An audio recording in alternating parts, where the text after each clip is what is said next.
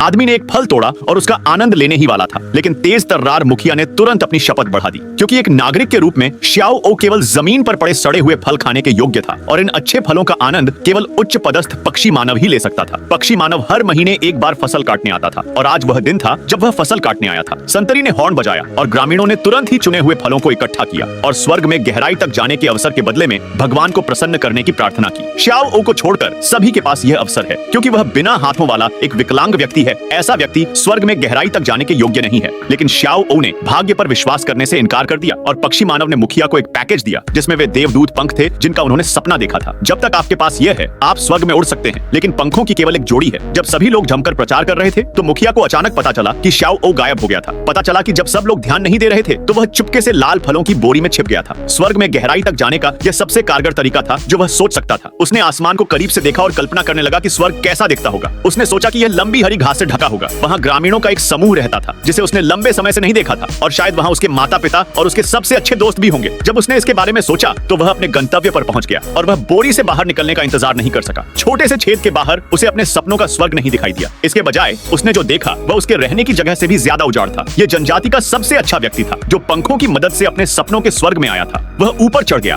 लेकिन इससे पहले कि वह इस जगह को देख पाता उसकी इच्छा शक्ति अचानक उड़ गई और यह पक्षी मानव था जो यहाँ लंबे समय से इंतजार कर रहा था, जिसने उसे गोली मार दी। उसने ग्रामीणों के पंख उतारे, उन्हें पैक किया और अगले लेन देन के शुरू होने का इंतजार किया। यह पता चला कि तथाकथित लेन देन सिर्फ पक्षी मानव द्वारा रची गई एक साजिश थी। तथाकथित पंखों की एक जोड़ी के साथ जो स्वर्ग तक चढ़ सकती थी, उसने बार बार निम्न वर्ग के हाथों से ताजे फल काटे। इससे भी ज्यादा दुखद बात यह है कि निम्न वर्ग के लोग अक्सर इन फलों को चखने से कतराते हैं, लेकिन उन्हें उन दुश्मनों के हाथों में भेज देते हैं जिन्होंने उन्हें मार डाला और वे इससे खुश होते हैं। इस समय पक्षी मानव ताजे फल खा रहा था और उन्हें चलाने के लिए तीखे तीर तैयार कर रहा था। पास में छिपे हुए ज्याओ ओ ने यह सब देखा। उसने चुपके से गांव वालों की मदद करने का फैसला किया और स्वर्ग की सच्चाई को सार्वजनिक किया। इसीलिए उसने रात को सोते समय पक्षी मानव के फल चुपके से ले लिए। अगले दिन पक्षी मानव उठा और पाया कि फल जमीन पर बिखरे पड़े थे। वह फलों के साथ गुफा से बाहर चला गया और चट्टान के किनारे पर फलों की बोरी देखी। उसने बोरी उठाई और पाया कि यह एक जाल था। इस समय ज्याओ ने अपना धनुष और तीर निकाला और पक्षी मानव द्वारा इस्तेमाल किए गए तीखे तीरों का इस्तेमाल करके उसे चट्टान के नीचे भेज दिया। निम्न वर्ग के नागरिक पक्षी मानव को देखते रहे जो मर गया और उन्हें समझ में नहीं आया कि ज्याओ ओ ने वहाँ क्या किया। जब वे सोच ही रहे थे, ज्याओ ओ अपनी पीठ पर पंख लगाकर ऊपर स्वर्ग से नीचे उड़ाया। उसने गांव वालों को स्वर्ग के बारे में सब कुछ बताया,